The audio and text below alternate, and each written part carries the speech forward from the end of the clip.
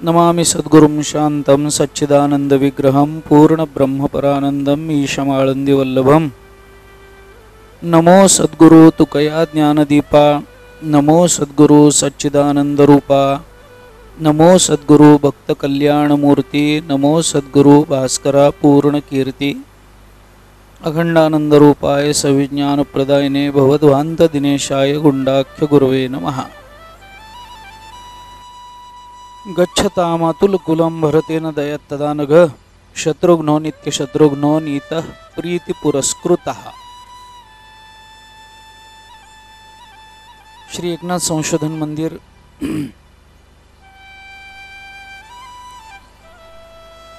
समर्थ राम मंदिर आणि श्री गणेश सभा यांच्या संयुक्त विद्यमानं श्री एकनाथ संशोधन मंदिराच्या अमृत महोत्सवाच्या निमित्तानं यावर्षी आपण श्री रामचंद्र प्रभूंचं चरित्र पाहतो आहोत। या चरित्राचा विचार आपला चालू आहे, त्याच्यामध्ये वाल्मिकी रामायणाचा विचार आपण करतो आहोत आणि वाल्मिकी रामायणाच्या अयोध्या कांडाला आपण प्रारंभ केलेला आहे।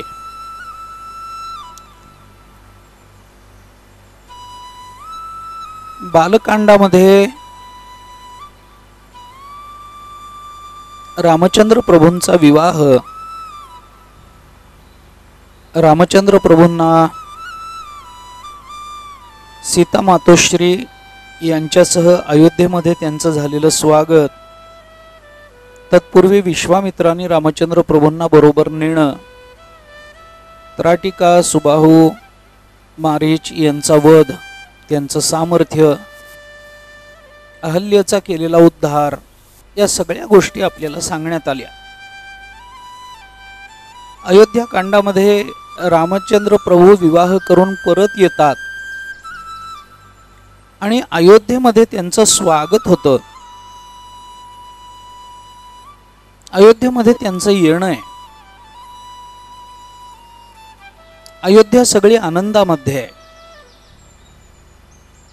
या आनंदामध्ये सगळी अयोध्या सजलेली आहे। आपल्या देशाच्या चारही राजपुत्रांना हे बघतायत, त्यांची लग्न झालेली बघितली आहेत। अयोध्या नगरी सगळी उत्सव आनंदानं संपन्न करते आहे। सगळे प्रजाजन आनंदात आहेत आणि अयोध्येमध्ये आल्यानंतर रामचंद्र प्रभू आणि लक्ष्मण भरत शत्रुघ्न यांचा कार्यकाल आनंदामध्ये व्यतीत होत असताना एके दिवशी कैकेयीचा भाऊ, केकय देशाचा राजा अश्वपती आणि अश्वपतीची पत्नी आहे, तिचं नाव आहे शुभलक्षणा। ही शुभलक्षणा आणि अश्वपती हे कैकेयीचे आई बाप आहेत। त्या कैकेयीचा जो भाऊ आहे तो युधाजित नावाचा आहे। तो भरताचा मामा आहे। तो एके दिवशी अयोध्येमध्ये आला भरतांना घेऊन जाण्याकरता, आणि दशरथ राजाने भरताला असं सांगितलं की भरता, अरे तुझे मामा आलेत, तुला आजोळी घेऊन जाण्याचा त्यांचा विचार आहे, तर तू त्यांच्या बरोबर जा आणि जाताना बरोबर शत्रुघ्नाला घेऊन जा, कारण त्यांची इच्छा शत्रुघ्नाला तू बरोबर न्यावस अशी आहे। वास्तविक शत्रुघ्नाचं काही ते आजोळ नाही आहे, शत्रुघ्नाचं काही आजोळ नाही आहे, पण तरी सुद्धा त्यांनी सांगितलं की नाही म्हणे तू जा, कारण राम लक्ष्मण भरत आणि शत्रुघ्न यांचं परस्पर नातं हे सावत्र भावांचं नसून जणू सख्या भावांचं आहे असं आहे।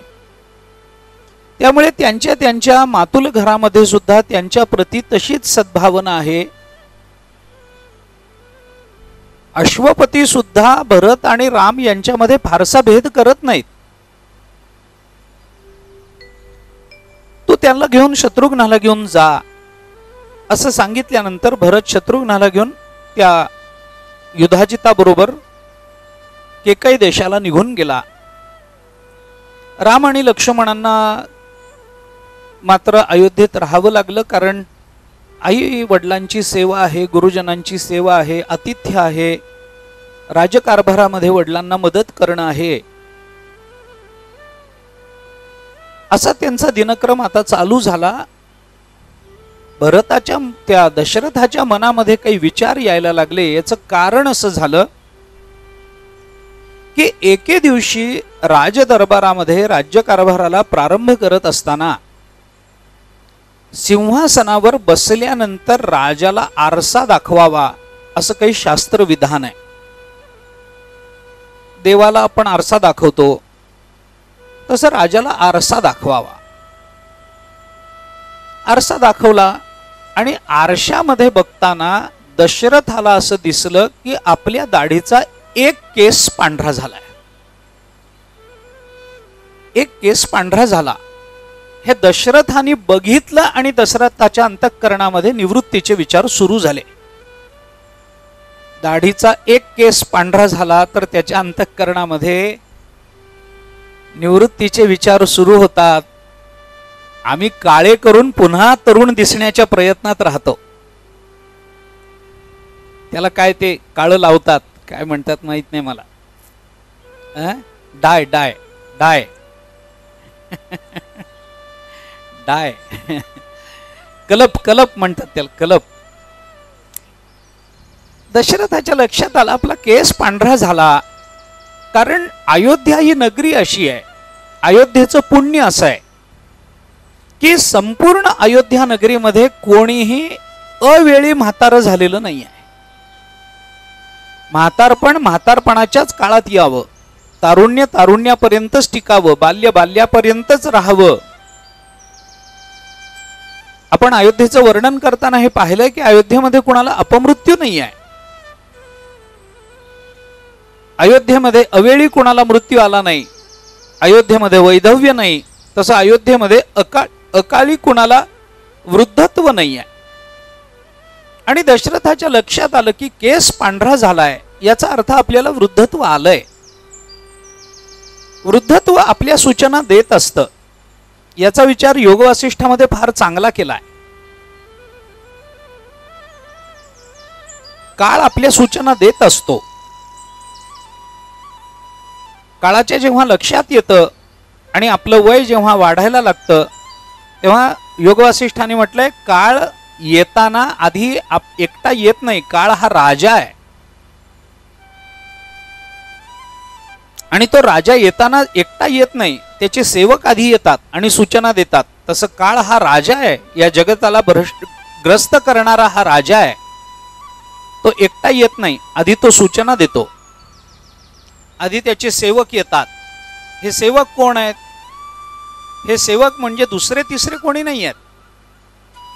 आपल्या मनाला आणि आपल्या शरीराला निर्माण झालेले रोग आणि मनाला लागलेल्या चिंता हे तो आधी पाठवतो. मग हळूहळू आपण येतो. तो आला की त्याच्याबरोबर चौऱ्या ढाळणारे लोक येतात. ते चौऱ्या ढाळणारे म्हणजे आपले कल्ले पांढरे व्हायला लागतात. त्याच्यात योग वासिष्ठात पुष्कळ वर्णन आलंय. ते मरणस्य मुने राज्ञे वगैरे वगैरे पुष्कळ मोठा विचार सांगितलाय त्याच्यात. दशरथाच्या लक्षात आलं आपलं वय वाढलंय, आपण उत्तर आयुष्याकडे झुकलोय, आता आपल्याला फार काल प्रपंचामध्ये राहून उपयोग नाही. प्रपंच करण्याचा एक काळ आहे.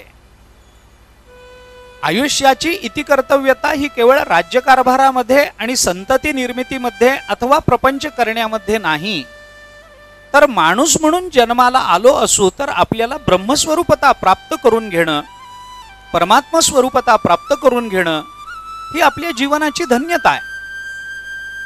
एक काळ आपल्या जीवनामध्ये असा यावा की त्या काळामध्ये माणसाच्या अंतःकरणामध्ये कोणत्या चिंता नसाव्यात, कोणत्या अपेक्षा नसाव्यात, काही मिळवण्याची आणि काही करण्याची इच्छा नसावी. धन्योहम धन्योहम कर्तव्यम मे न विद्यते किंचित, धन्योहम धन्योहम प्राप्तव्यम सर्व मध्य संपन्नम, असं पंचदशी बोलते तशी धन्यतेची वेळ आमच्या जीवनामध्ये आली पाहिजे. निळोबाराय म्हणतात धन्य ही आनंदाची सापडली वेळ, तशी आनंदाची वेळ आम्हाला सापडली पाहिजे. कधीतरी असं वाटलं पाहिजे की आपल्या कर्तव्य कर्मातून आपण आता पूर्ण बाजूला झालेलो आहोत, निवृत्त झालेलो आहोत. आता करण्यासारखं आपल्या जीवनामध्ये प्रपंचाच्या दृष्टीनं काही नसेल तर उर्वरित आपलं आयुष्य आपल्या परमार्थाच्या दृष्टीने आपण व्यतीत केलं पाहिजे. प्रपंच करताना परमार्थ करता येत नाही असं नाही आहे, परंतु प्रपंच करत असताना परमार्थाला आवश्यक तेवढा द्यावा लागणारा वेळ आपल्याला उपलब्ध होत नाही. जमेल तशा वेळात आपल्याला प्रपंच सांभाळून परमार्थ करावा लागतो. पण परमार्थाच्या काळामध्ये आपल्याला पूर्ण वेळेचा परमार्थ करणं शक्य असतं. याच्याकरता स्वतःच्या देहाकडे, स्वतःच्या प्रकृतीकडे बारकाईने दिलं पाहिजे. या सूचना आम्हाला मिळत जातात आणि त्या मिळायला लागल्या मग आमचे केस पांढरे होतील, दात पडायला लागतील, शरीराला थकवा येईल, बसावसं वाटेल, काही करण्याचा उत्साह मावळून जाईल. काही असेल ते कसंही असेल, त्याबद्दल आत्ता फार विचार करायचं कारण नाहीये, परंतु असं सगळं होत जाईल. दशरथाने आरशात बघितलं, एक केस पांढरा झाला हे कळलं, आपल्या आयुष्याचा उत्तर काल सुरू झाला हे त्यांनी लक्षात घेतलं. आणि मग त्याच्या मनामध्ये आता हळूहळू हळू आपल्या जवळचं सगळं आपण बाजूला केलं पाहिजे. एक एक एक एक एक एक एक एक सोडून देता आलं पाहिजे. माणसाला मिळवण्यामध्ये जेवढे शारीरिक परिश्रम करावे लागतात त्याच्यापेक्षा कैक पटीनं जास्त मिळवलेलं सोडण्यामध्ये मानसिक त्रास सहन करावा लागतो. कारण जे कष्टानं मिळवलेलं असतं त्याच्याबद्दल जी आत्मत्व आणि ममत्व भावना अंतःकरणामध्ये निर्माण झालेली असते, ती ममत्व भावना अशी क्षणार्धात दूर होत नाही, ती आत्मत्व भावना क्षणार्धात दूर होत नाही. आपल्या कष्टानं मिळालेलं आहे म्हटल्यानंतर आपला त्याच्यावर अधिकार आहे, ही जी ममत्व भावना त्या पदार्थाच्या संबंधानं अज्ञानाचा परिणाम म्हणून आपल्या चित्तामध्ये घर करून बसलेली असते, तिचं निराकरण करणं हे भल्या भल्यांना शक्य झालं नाहीये. जड भरताला सुद्धा हरिण बालकाविषयी प्रेम वाटावं, काय कारण आहे? आम्हाला आमच्या घराविषयी वाटेल, आम्हाला एखाद्या वस्तूविषयी वाटेल, आम्हाला नात्याविषयी वाटेल, एखाद्या व्यक्तीविषयी वाटेल. अगदी कशाबद्दल न वाटलं तर कमीत कमी आपल्या देहाबद्दल तरी माणसाला प्रेम वाटत असतं. हळूहळू हळूहळू एक एक एक एक एक एक गोष्ट आपल्याला सोडता आली पाहिजे. फार नाही तर नाही, निदान दरवर्षी आपल्या कमरेची 1 किल्ली तरी कमी झाली पाहिजे. फार नाही तर नाही, 1 किल्ली दरवर्षी कमी करायची. या वर्षी हे दिलं, त्या पुढच्या वर्षी ते दिलं, त्याच्या पुढच्या वर्षी ते दिलं, एक एक एक एक एक एक किल्ल्या कमी कराव्यात. पुढच्या पिढीच्या हातामध्ये सगळं सोपवावं आणि आपल्या पारमार्थिक चिंतनाकरता आपला वेळ आता भगवंतानी आपल्याला उपलब्ध करून दिला आहे. या भगवत आणि संतांच्या विषयी कृतज्ञता बाळगून आपला पूर्ण वेळ आपल्याला आपल्या पारमार्थिक चिंतनाकरता, भगवत चिंतनाकरता, आत्मकल्याणाकरता देता आला पाहिजे. ही भावना आपल्या संस्कृतीमध्ये केवळ रामायणात आहे असं नाही, रामायणाच्या आधीपासून आहे. दशरथाच्या आधीचे राजे आपण बघा, अयोध्येवरचे, ते तसेच आहेत. सगळे जनक बघा, ते तसेच आहेत. योग्य वेळ आली की थांबता आलं पाहिजे. मनुष्य मिळवण्याकरता खूप प्रयत्न करतो, कष्टाने ते मिळवतो, ते मिळवण्यामध्ये त्याला पुरुषार्थही वाटतो. आणि दुर्दैवाने थोडंसं स्पष्ट बोलायचं झालं ना, दुर्दैवाने हा शब्द जाणीवपूर्वक उच्चारतो मी, क्षमा मागून थोडंसं स्पष्ट बोलतो. विषयाच्या भोगाला जेव्हा आमच्या जीवनाचं ध्येय आम्ही मानायला लागतो, विषय भोग यालाच आमच्या जीवनाचं ध्येय ज्या वेळेला आम्ही मानायला लागतो, त्यावेळेला त्या भोगाच्या प्राप्तीकरता कराव्या लागणाऱ्या प्रयत्नांना पुरुषार्थ मानण्याशिवाय गत्यंतर नसतं. मनुष्य त्याला पुरुषार्थ मानायला लागतो. मग अर्थ खर्च करा पण भोग मिळवा, काम भोगासाठीच ठेवा, धर्म भोगा करता करा आणि अंततोगत्वा भोग मिळवणं हेच आमच्या जीवनाचं अंतिम साध्य असल्यामुळे भोगालाच मोक्ष मानून जगा, अशी धारणा भोगासक्त माणसाची जशी असते तशी सामान्य माणसाची व्हायला वेळ लागत नाही, जर तो अंतर्मुख न होईल तर. याच्याकरता आपल्याला आरसा ही काही आजकालची शोध लागलेली नवीन वस्तू नाही आहे. वेदामध्ये आरशाचे उल्लेख आपल्याला दिसतात. आरसा जुना आहे. तेव्हापासून आपल्याला हे शास्त्रांनी सांगून ठेवलेलं आहे की रोज आपण सकाळी आरशात बघणं म्हणजे कधीतरी आत्ममग्न होणं. आपण आपल्याला बघितलं पाहिजे, आतल्या आत वळलं पाहिजे, आपल्या चित्तवृत्ती आकर्षून घेता आल्या पाहिजेत, त्या बाहेर आवरता आल्या पाहिजेत. नाही तर परांची खाणी व्यतृणुत स्वयंभू तस्मात परांग पश्यती नांतरात्मन हे उपनिषद बोलतच की आमच्या सगळ्या चित्तवृत्ती बाहेरच्या दिशेनं आमची सगळी इंद्रिय बाहेर उघडतात. आमचे डोळे बाहेर उघडतात, कान बाहेर उघडलेले, जिव्हा बाहेर येते, त्वचा बाहेरच्या बाजूला आहे, नाक बाहेरच्या बाजूला उघडतं, नाकपुडे आमच्या बाहेरच्या बाजूला उघडलेले आहेत. ज्याने ज्ञान करून घ्यायचं प्रमाज्ञान ज्या इंद्रियांनी होतं ती इंद्रिय सगळी बहिर्मुख आहेत. आणि वास्तविक ज्याला जाणून आमच्या जीवनाची धन्यता आम्हाला करून घ्यायची आहे तो मात्र आत आहे. सर्वांच्या हृदय देशी मी अमुका आहे ऐसी. आमची इंद्रिय उघडतात बाहेर आणि परमात्मा बसला आत.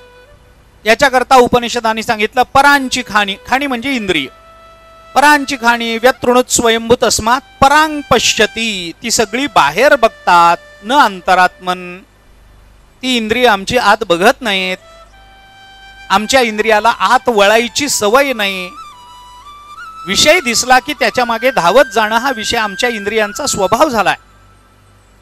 विषया वाचोनी काही आणिक सर्वथा रम्य नाही ऐसा स्वभावोची पाही इंद्रियांचा.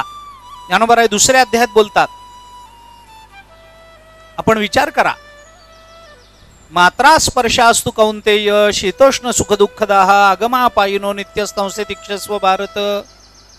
काय हे सगळं अर्जुनाला केलेला उपदेश गीतेमधला. अर्जुना आत बघायला शिक, इंद्रिय आत वळवता आली पाहिजेत. इंद्रियांना ज्याला दाखवायचंय तो आपल्या जवळच आहे, तो बाहेर नाही आहे.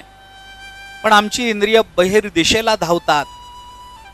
आमच्या इंद्रियांना नेहमी इंद्रियांना समाधान देणारा विषय बाहेर शोधायची सवय झालेली आहे. याच्याकरता म्हणून आपल्याला रोज सकाळी आरशामध्ये बघा असं शास्त्र सांगतं. आरशात बघत चला. आम्ही फक्त गंध सरळ लागतं का, कुंकू गोल लागतं का, आम्ही कसे दिसतो याच्याकरता आरशात बघणं नाही आहे. आरशात बघणं ही अंतर्मुखता आहे. आम्हाला बघणं ही अंतर्मुखता आहे. आमचं आम्हाला पाहता येणं. आम्हाला किती दिवस आमच्या हातामध्ये राहिले, काय केलंय आतापर्यंत, खरंच आमच्या जीवनामध्ये आम्हाला सुख खरंच आम्ही सुखी आहोत का नाही याचा मापदंड काय हो? काय मापदंड लावता येईल याला? कधीतरी आता हे 61 झाली, अमृत महोत्सव झाला, 75 झाली, त्यानंतर सहस्त्रचंद्र दर्शन झालं, शताब्दी, हे कशा करता या टप्प्यांवर तरी कमीत कमी आपण आपल्या जीवनाकडे मागे वळून बघितलं पाहिजे. आपली 70 गेली, 75 गेली, आता किती राहिली माहिती नाहीत, पण आमच्या जीवनात खरंच आम्ही समाधानी आहोत का याचा मापदंड नाही आपल्याकडे. काही हे ठरवायचं कसं? आम्हाला ब्लड प्रेशर आहे की नाही त्याला ठरवण्याला मापदंड आहे, त्याला मशीन मिळतं, त्याच्याने ठरवता येतं की हा बाबा आहे नाही. साखर आहे की नाही ते रक्ताची चाचणी करून ठरवता येतं. तसं आमचं जीवन सुखी झालंय का नाही 70 वर्षाच्या काळात हे ठरवण्याचा मापदंड काय? असं काही मशीन मिळतं का? असं काही नाही आहे.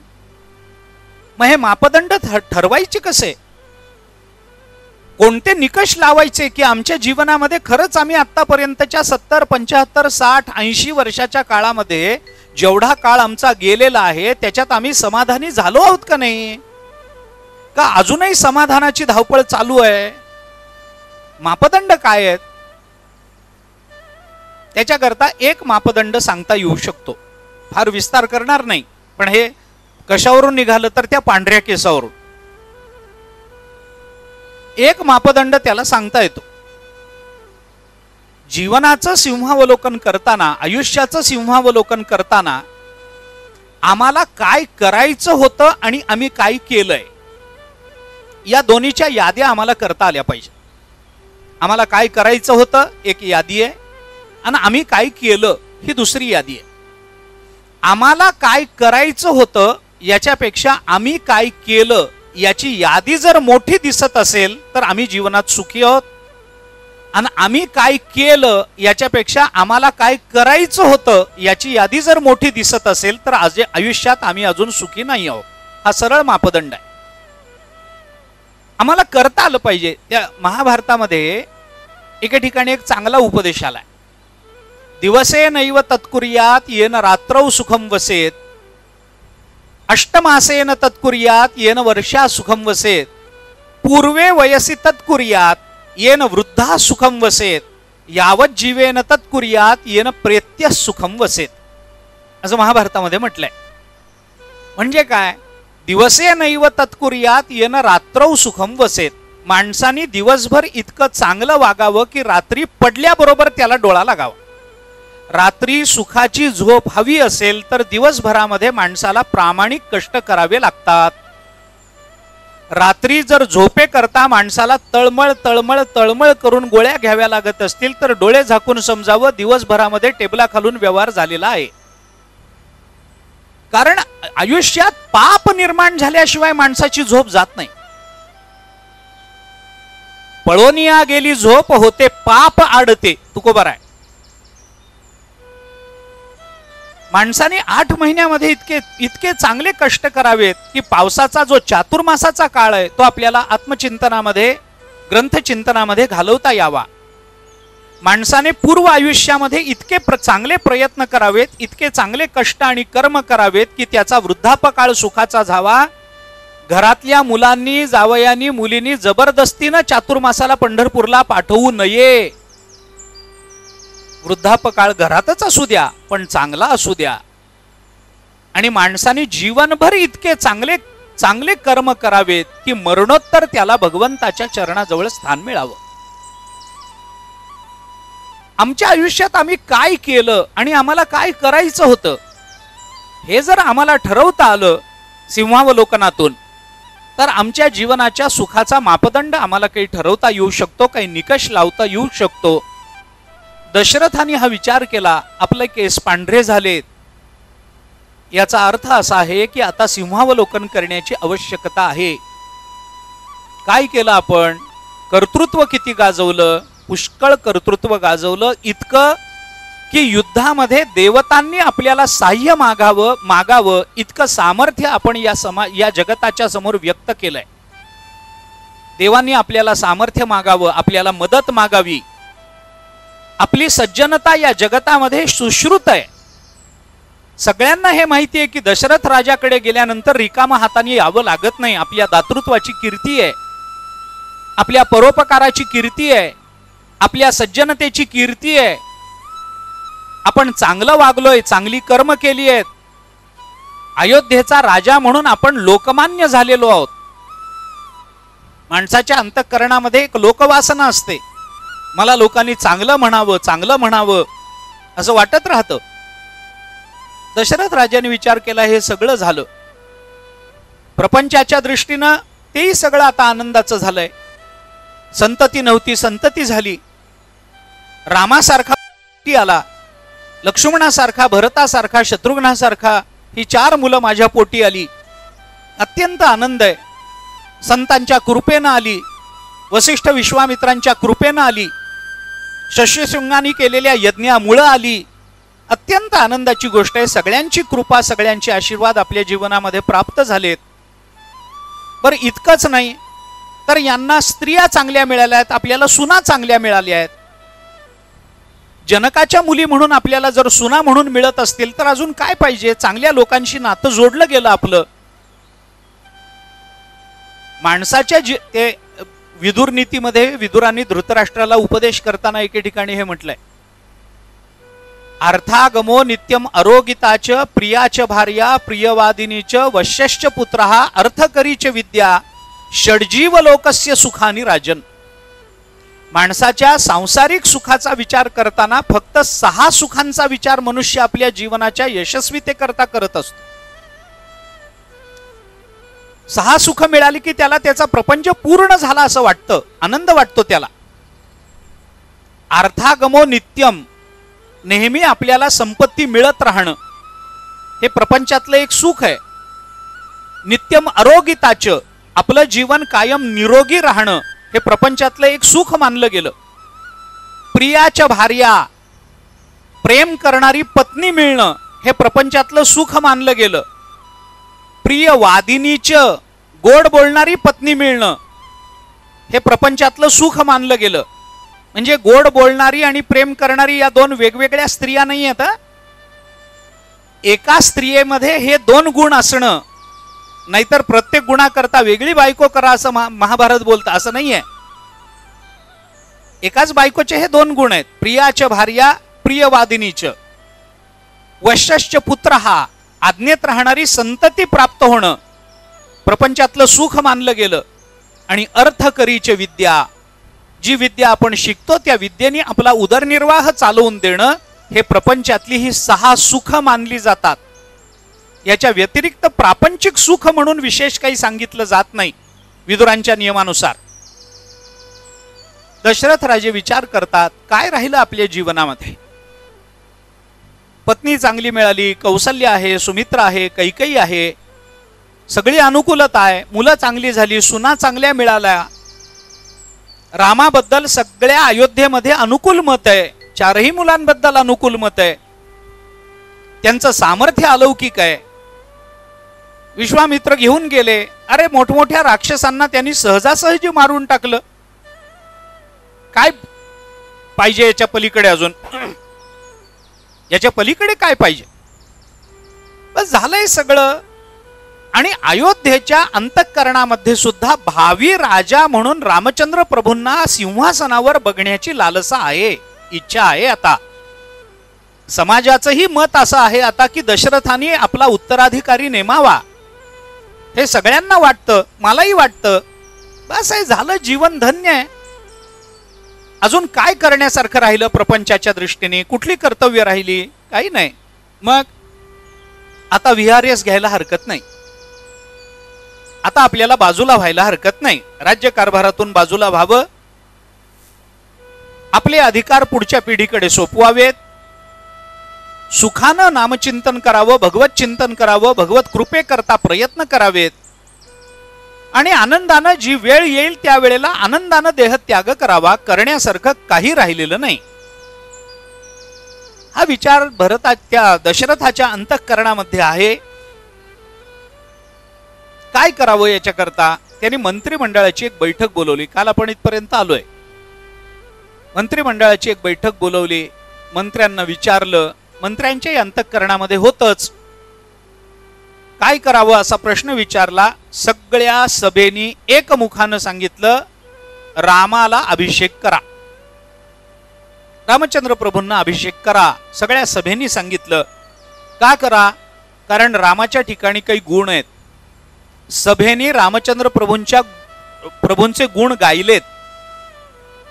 कितीतरी गुण सांगितले, 70-72 गुण सांगितले सभेनी.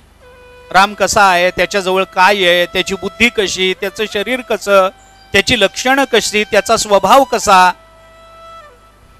गुणांची प्राप्ती होणं याला श्रीमंती म्हणतात.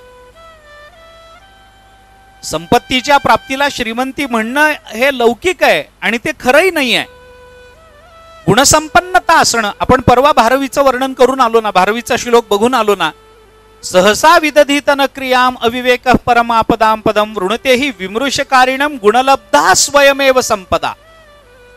गुणांना संपत्ती म्हणतात. म्हणून ज्ञानोबारांनी 16व्या अध्यायामध्ये दैवी संपत्ती म्हटलं, असुरी संपत्ती म्हटलं. ही संपदा काय आहे? गुणांना संपत्ती म्हणतात. अखंड अगर्वता होवोनी असती तया ते विनयो हेची संपत्ती. जे जय जय मंत्रे अर्पिती माझ्या चिटई, विनयाला संपत्ती म्हणतात. ते सुमती ते जोडिली शांती संपत्ती, शांतीला संपत्ती म्हणतात. ही खरी संपत्ती आहे. मोकळे मन रसाळ वाणी याची गुणी संपन्न, लक्ष्मी तो ऐशा नावे भाग्य जावे जरी त्यांनी. तुकोबाराय बोलता. मन मोकळा असावं, वाणी रसाळ असावी, अंतःकरणामध्ये नम्रता असावी. तुकोबाराय म्हणतात, अरे ही खरी संपत्ती आहे, याला लक्ष्मी म्हणतात. आणि या गुणांनी जो जगला तो खऱ्या अर्थाने जगला. खूप संपत्ती मिळवून सगळे दोषच जर वाट्याला येत असतील तर त्याचं जगणं तरी काय जगणं. म्हणून रामचंद्र प्रभूंच्या ठिकाणी स्वभावाचे गुण सांगितले, शरीराचे सांगितले, सौंदर्याचे सांगितले. परोपकार हा गुण आहे, त्यांचा इतरांबरोबर जो संवाद होतो त्या बोलण्याच्या शैलीचे गुण आहेत, राजकारभारातले गुण आहेत, एक विद्यार्थी म्हणून त्यांच्याकडे गुण आहेत, एक युवराज म्हणून त्यांच्याकडे काय गुण आहेत, राजा होण्याची कोणती लक्षणं त्यांच्यामध्ये आहेत, सगळ्या गुणांची यादी त्या सभेने बोलून दाखवली. फार आनंद वाटला दशरथाला. एक मुखानं सगळ्यांनी आरडाओरडा करून सांगितलं की नाही नाही, रामाला अभिषेक केला पाहिजे, रामचंद्र राजे झाले पाहिजेत. आणि मग दशरथाने एक गंमत केली. दशरथ म्हणाले, ज्या अर्थी तुम्ही एवढ्या मोठ्या आवाजामध्ये आणि इतक्या एकमतानं राम राजा झाला पाहिजे म्हणून मागता, त्या अर्थी तुम्ही सगळे मला कंटाळलाय ना. सगळ्यांनी सांगितलं, अहो तसं नाही, पण आम्ही हे तुम्हाला सांगतो, आम्ही तुम्हाला कंटाळलो नाही, कारण तुम्ही आम्हाला तुमच्या पोटच्या मुलाप्रमाणे आतापर्यंत सांभाळलं या सगळ्या अयोध्या नगरीला. पण आम्ही याची शाश्वती तुम्हाला देतो की तुमच्या नंतर जेव्हा राम राजा होईल तेव्हा तुमच्यापेक्षा जास्त चांगलं राज्य तो या अयोध्येवर करेल, याची आम्हाला शाश्वती आहे. दशरथाला बरं वाटलं. आपणच आपल्या मुखानं आपल्या मुलांची वर्णनं करतो, याच्यामध्ये ते समाधान मानलं जातं. पण दुसऱ्याकडून कारण नसताना जेव्हा आपल्या मुलांची वर्णनं ऐकायला मिळतात तेव्हा माता पित्यांना खरी धन्यता वाटत असते. काही कारण नाही, पण एखादा तुमचा मुलगा फार सज्जन आहे, हो, फार मदत करतो सगळ्यांना, बघा, आईला बरं वाटतं. चांगला मुलगा आहे हो तुमचा, कुणीतरी येऊन सांगतं, परवा काही हे नसताना मला त्यांनी रस्ता ओलांडून दिला, बापाला बरं वाटतं. चांगला आहे मुलगा तुमचा, आध्यात मध्यात नसतो, गुंडगिरी करत नाही, आरडाओरडा शिव्या देत नाही, आपण बरा आपला अभ्यास बरा छान वर्गामध्ये पहिला येतो, गुणवान आहे तुमचा मुलगा, असं म्हणलं की बरं वाटतं माणसाला. दशरथाला बरं वाटलं.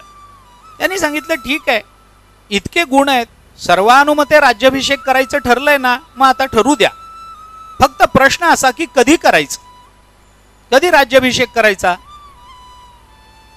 संस्कृतात एक म्हण आहे, शुभस्य शीघ्रम अशुभस्य कालहरणम, असं म्हणतात.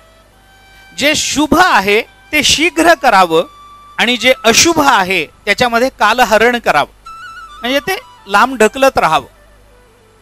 जे वाईट आहे, जे अशुभ आहे, पण करायची वेळ येते, पाळी येते, काही प्रारब्ध आडवं येतं, करणं अपरिहार्य असतं. बऱ्याच वेळेला प्रपंचामध्ये आपल्याला नको असलेल्या गोष्टी सुद्धा आपल्याला मनाविरुद्ध कराव्या लागत असतात. करू, बघू, करता येईल एवढं काय त्याच्यामध्ये. ते जुन्या काळी कर्ज घेणं अपमान वाटत असे लोकांना. आता कर्ज घेणं हा स्वाभिमान आहे, जुन्या काळामध्ये तो अपमान वाटायचा. कर्ज घेऊन जगायचं म्हणजे काय.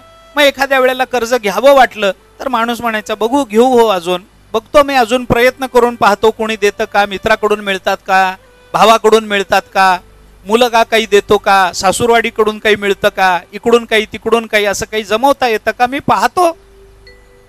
एकदम कर्ज घ्यायला नको वाटतो, कर्ज घेणं अपमान आहे. मग ते दूर लोटत राहायचं, बघू पुढच्या महिन्यात घेऊ, जाऊ दे एवढा महिना निघेल, त्या पुढच्या महिन्यात घेऊ. अशुभस्य कालहरणम आणि शुभस्य शीघ्रम, जे शुभ आहे ते ताबडतोब करावं. मी याला गमतीनं उदाहरण सांगतो. ज्ञानेश्वरी वाचावी वाटली की लगेच उघडावी, तंबाखू खावी वाटली की पुढं कधीतरी बघू म्हणावं, असा त्याचा सरळ अर्थ. लगेच वाचावं, शुभस्य शीघ्रम. दशरथाने सांगितलं लगेच करा, माझं काही म्हणणं नाही याच्या बाबतीत.